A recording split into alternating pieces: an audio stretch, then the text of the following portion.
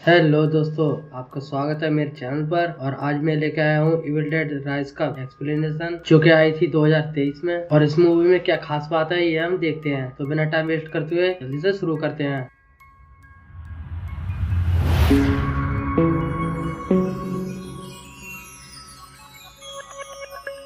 Movie की शुरुआत में वही वाला पीओवी देखते हैं जो इविल डेड में दिखाया गया था। और ये कोई आत्मा नहीं बल्कि एक ड्रोन है जो उड़ा रहा है केलव, जो कि लेक साइड केबिन पर अपना वीकेंड बिताने आया है अपनी गर्लफ्रेंड जेसिका और जेसिका की बहन टेरेसा के साथ। केलेव का ड्रोन सीधा टेरेसा के पास से निकला तो टेरेसा कहती है इससे अभी सर मेरा कट जाता। तब केलेव कहता है कि इन ब्लेड से सर तो नहीं कट सकता, हाँ चेहरा तो बेकार हो सकता है। अब ये दोनों तो यहाँ पर है और जेसिका है केबिन में, क्योंकि उसकी तबीयत थोड़ी खराब है। टेरेसा उसे चेक करने जाती है तो यहाँ पर हम देख पाया केबिन को, जो कि एकदम ट्रायंगल है। केबिन के अंदर हम एक घड़ी को देखते हैं जो कि इविल डेड में थी। जेसिका अपने बेड पर लेटी हुई थी और टेरेसा बैठकर किताब पढ़ने लगी। और तभी अचानक से जेसिका उठकर बैठ गई और बिना देखे उसी किताब की एक लाइन पढ़कर सुनाने लगी, वो भी बिना देखे। ये देखकर टेरेसा घबरा गई और उसकी घबराहट जब बढ़ गई तब जेसिका बोलने लगी एक अलग आवाज में, और जिससे हम समझ पाए ये बन चुकी है एक डेडाइट, एक पोजेस्ड इंसान। अचानक वो बेड से नीचे गिर गई, जो कि हम जानते हैं एक डेडाइट की चाल है, क्योंकि इविल डेड 1 में भी ऐसा ही कुछ हुआ था। और टेरेसा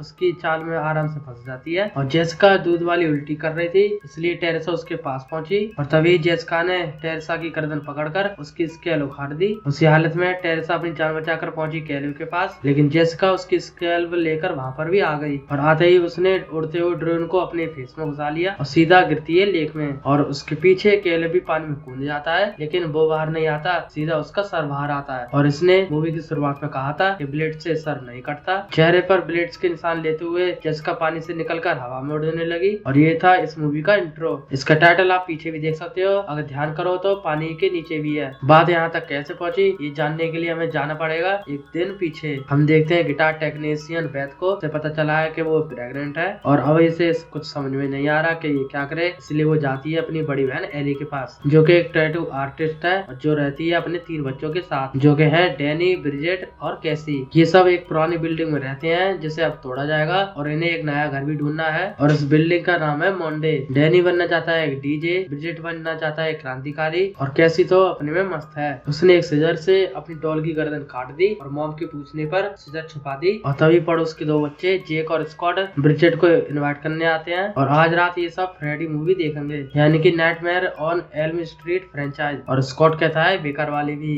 क्योंकि स्क्रीम में कैसी ने भी बोला था कि पहली वाली ठीक है बाकी सब बेकार है। लेकिन ब्रिजेट इंटरेस्टेड नहीं थी, इसलिए वो दोनों चले गए। फिर ब्रिजेट ने देखा कि केसी ने मॉक का स्टिक निकालकर उसके ऊपर डॉल का फेस इंसर्ट कर दिया था और स्टिक उससे लेने के चक्कर में वो स्टिक ही टूट गई। तीनों मस्ती में लगे हुए थे, तभी डोरबेल बजी और दरवाजा खोलने गई एली, लेकिन बाहर कोई नहीं था। थोड़ी एली हैरान हुई, तभी बेथ ने उसे डरा दिया। दोनों बहनें आपस में मिली। फिर पूरी फैमिली अच्छा टाइम बिता रही थी, क्योंकि बेथ ने पूछ लिया एली के हस्बैंड जी के बारे में, जो कि 2.5 महीने पहले इन्हें छोड़कर चला गया था। और बेथ कहती है अगर तुम मुझे फोन करती तो मैं सीधा तुम्हारे पास आ जाती, लेकिन यही तो बात है, एली ने इसे फोन किया था 1 बार नहीं 2 बार, लेकिन ना तो इसने कॉल उठाया और ना ही कॉल बैक किया। अभी अपने मतलब के लिए सीधा इसके पास आ गई। इसके फोन में एली का मैसेज भी है, जो कि इसने अब जाकर चेक किया। अभी एली को इससे कोई नाराजगी नहीं है। नीचे बच्चे पिज्जा लेकर आ चुके थे और वो पार्किंग लॉट से निकल ही रहे थे और तभी पूरी बिल्डिंग हिलने लगी, क्योंकि भूकंप आ गया था। भूकंप तो शांत हो गया, लेकिन उसकी वजह से धरती में एक गड्ढा हो गया, जो कि जा रहा था एक वॉल्ट की तरफ, क्योंकि इस बिल्डिंग में पहले एक बैंक थी।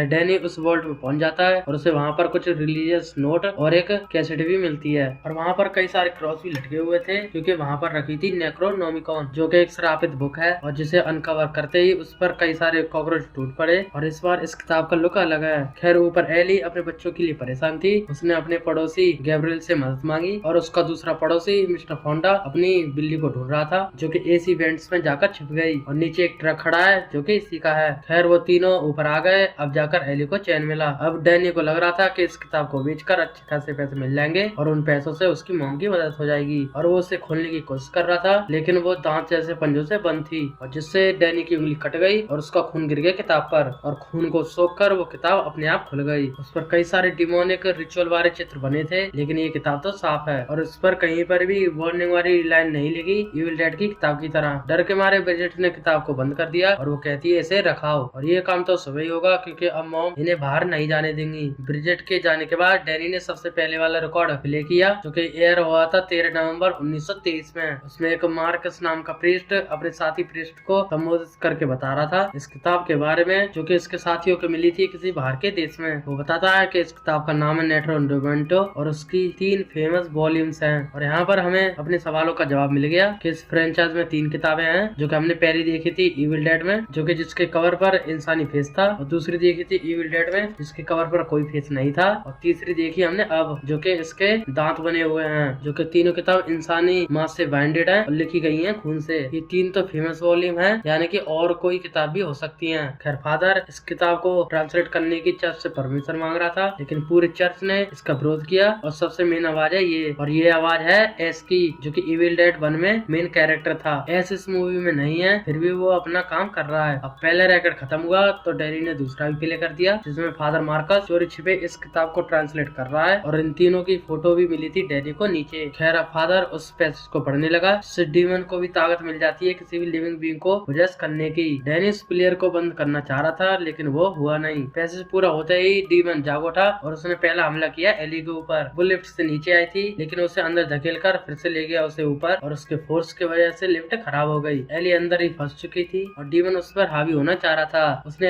एली की ईयररिंग्स उखाड़ दी और उसे मार भी रहा था लेकिन आखिर में उसने केबल के द्वारा एली को जकड़ लिया। और यही है इस फ्रेंचाइज का डेमोनिक वेल वाला सीन। और यहाँ पर एली बन चुकी है एक डेडाइट और यहाँ पर पूरी बिल्डिंग की लाइट चली गई। लेकिन यहाँ पर ये सब परेशान हो रहे थे लेकिन तभी एली आ जाती है और आते ही वो लग गई अंडों की आमलेट बनाने में, वो भी छिलकों समेत। वो उन सबको बताती है कि मैं तुम्हारी बॉडी चीर कर तुम सबके अंदर घुसना चाहती हूँ। डीमन धीरे धीरे एली की बॉडी पर कब्जा कर रहा है लेकिन उससे पहले ही एली ने बोल दिया कि ये मेरे ऊपर कब्जा कर रहा है। और बस ये बोलते ही उसकी बॉडी पर उसने कब्जा कर लिया और उसे हो गई दूध वाली उल्टी। एली ने बोला कि मेरे बच्चे को बचा लेना और वो इतना बोलते ही बेजान हो गई। बेथ और डैनी उसे हॉस्पिटल ले जा रहे थे लेकिन लिफ्ट काम नहीं कर रही और सीढ़ियां हो चुकी बिल्कुल खराब। और जैसा कि पिछली फिल्म में होता था ब्रिज, और अब ये कुछ भी नहीं कर सकते क्योंकि एली भी मर चुकी। वो उसे बेड पर लिटा देते हैं और गैब्रियल उसकी आंखें बंद कर रहा था लेकिन वो बार बार आंखें खोल रही थी और ये देखकर वो भी चौंक गया लेकिन दूसरी बार में आंख बंद हो गई। फिर उसने भी ज्यादा ध्यान नहीं दिया और वो मिस्टर फोंडा के साथ दूसरे रूम का दरवाजा तोड़ने में लग गया और वहाँ से ये फायर एस्केप के जरिए जा सकता है और यही एक रास्ता है। ब्रिजेट कैसी को संभाल रही थी और डैनी पछता रहा था क्योंकि वो जानता था कि ये सब इसी किताब की वजह से हो रहा है। और इधर बेथ एली के पास बैठी थी और बेथ से बात करने लगी एली फोन के जरिए और एली बोल रही थी कि मुझे बचा लो, मैं जिंदा जल रही हूँ। और तभी उसका फोन क्रैक हो गया था क्योंकि वो हो चुकी थी जिंदा और वो भी डेड बनकर। उसकी आंख पर एक मक्खी आकर बैठ गई और ये सीन काफी इफेक्टिव है। और बच्चे भी वहाँ पर आ गए थे और उन्होंने देखा कि एली की बॉडी तप रही थी। बस दोस्तों आज के लिए इतना ही रखते हैं। अगर आपको अभी तक की स्टोरी कैसी लगी है वो नीचे कमेंट में बता सकते हैं। अगर आपको वीडियो पसंद आई तो वीडियो को लाइक करें, चैनल को सब्सक्राइब करें। फिर मिलते हैं इसके अगले पार्ट में, तब तक के लिए सबको बाय।